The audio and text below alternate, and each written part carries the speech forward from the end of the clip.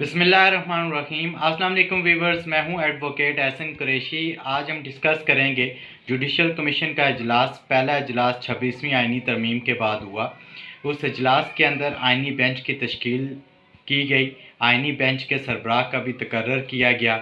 आज ये देखेंगे कि आइनी बेंच की जो तश्कील है वो कैसे की गई है, और जो आइनी बेंच का सरबराह नॉमिनेट किया गया है या जिसको तैनात किया गया है वो गवर्नमेंट के लिए कितना फेवरेबल होगा, और उसको क्यों आइनी बेंच का सरबराह तैनात किया गया। जस्टिस मनीब या जस्टिस मंसूर शाह साहब को आइनी बेंच का सरबराह क्यों नहीं नॉमिनेट किया गया, इसके ऊपर भी आज हम डिस्कस करेंगे। और ये भी डिस्कस करेंगे कि आइनी बेंच का काम क्या होगा और आइनी बेंच कितना बाइख्तियार होगा। इससे पहले कि मैं अपनी वीडियो का बाकायदा आगाज़ करूं, आपसे गुजारिश है अगर आप मेरे चैनल पर नए हैं तो इस चैनल को सब्सक्राइब कर लें और इस वीडियो को भी ज़्यादा से ज़्यादा लोगों तक शेयर करें ताकि ये मालूमाती वीडियो ज़्यादा से ज़्यादा लोगों तक पहुंचाई जा सके।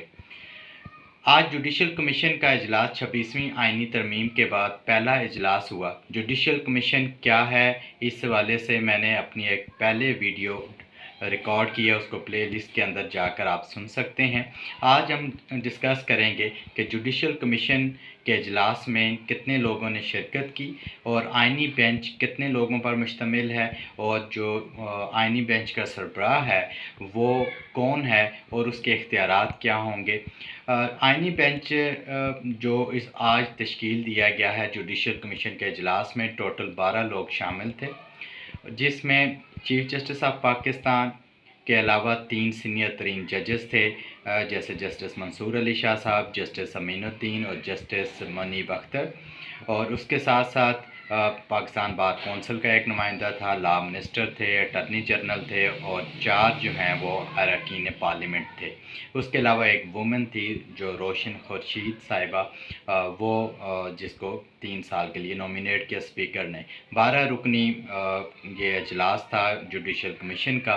जुडिशल कमीशन के इस इजलास के हवाले से और जुडिशल कमीशन की तश्कील के हवाले से भी मैंने एक वीडियो डिटेल रिकॉर्ड की कि ये जो जुडिशल कमीशन है ये आइन का, ये जो 26वीं आइनी तरमीम है ये उसकी भी वायोलेशन में है। उसके मुताबिक नई तश्कील दी गई, चूँकि जो 26वीं आइनी तरमीम है उसके मुताबिक जुडिशल जो कमीशन है वो 13 रुकनी कमेटी 13 लोगों पर मुश्तमिल होगा, जबकि मौजूदा जो इस वक्त जुडिशल कमीशन है वो 12 रुकनी जुडिशल कमीशन था और उसने आज आइनी बेंच की तश्कील दी। इस हवाले से मैंने डिटेल वीडियो रिकॉर्ड किया, उसको भी प्लेलिस्ट के अंदर आप सुन सकते हैं। आज हर सूबे में से आइनी बेंच की तश्कील के लिए हर सूबे से 2-2 जजेस लिए गए, मासवाए के पी के से मसरत लाली साहिबा को बतौर जस्टिस लिया गया आइनी बेंच के लिए, और बाकी 2 जो हैं वो बलूचिस्तान से लिए गए, 2 सिंध से, 2 पंजाब से, और इसी तरह टोटल जो है 7 रुकनी। उन 7 में जो सबसे सीनियर थे वो जस्टिस अमीनुद्दीन खान साहब थे, और जस्टिस अमीनुद्दीन खान साहब को उसका सरबराह लगाया गया। इस हवाले से मैंने पहले भी ये एक अपनी वीडियो के अंदर डिटेल डिस्कशन की थी और यही कहा था कि जस्टिस मंसूर अली शाह साहब या जस्टिस मुनीर साहब के चांसेस बहुत कम होंगे। उसकी वजह यह है कि इस वक्त जो जुडिशल कमीशन जो 12 रुकनी है उसमें मेजॉरिटी गवर्नमेंट के लोग हैं, यानी कि आप जजेस को निकाल दें उसमें से, और लॉ मिनिस्टर, अटर्नी जनरल, और उसके साथ साथ जो एक वकील है और उसको, और जो 4 पार्लियामेंटेरियन हैं उनमें से 2 पीटीआई के निकाल दें तो 5-7 की जो रेशो है वो बनती है उस तनासब से।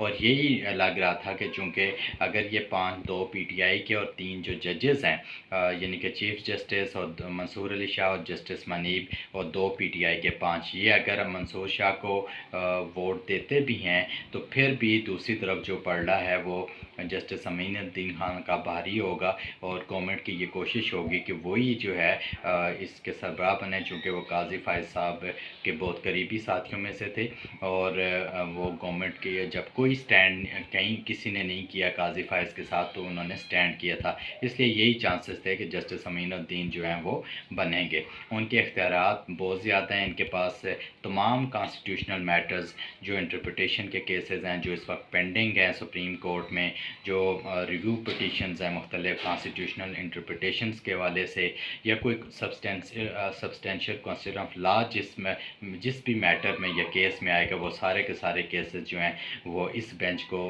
ریفر ہوں گے, اس کانسٹیٹیوشنل بینچ کو. سو اس وقت یہ کہہ سکتے ہیں کہ جو کانسٹیٹیوشنل بینچ ہے وہ سب سے پاورفل بینچ ہوگا. اور یوں بھی یہ بھی کہا جا سکتا ہے کہ بجائے ایک سپریم کورٹ کے اندر 2 سپریم کورٹ بنا دی گئی ہیں. بلڈنگ الگ نہیں ہے صرف کانسٹیٹیوشنل بینچ کی, اور وہ بھی کچھ عرصے بعد بلڈنگ بھی ممکن ہے اس کی الگ کر دی جائے. تو اس طرح جو سپریم کورٹ ہے موجودہ وہ غیر فعال ہو جائے گی, وہ بے اثر ہو جائے گی, وہ ٹوتھ لیس ہو جائے گی, اور کانسٹیٹیوشنل بینچ کی اہمیت جو ہے وہ وہی ہوگی جیسے ایک الگ سے کانسٹیٹیوشنل کورٹ ہو. سو کانسٹیٹیوشنل بینچ کی پاورز جو ہیں وہ زیادہ ہوگی. Thank you.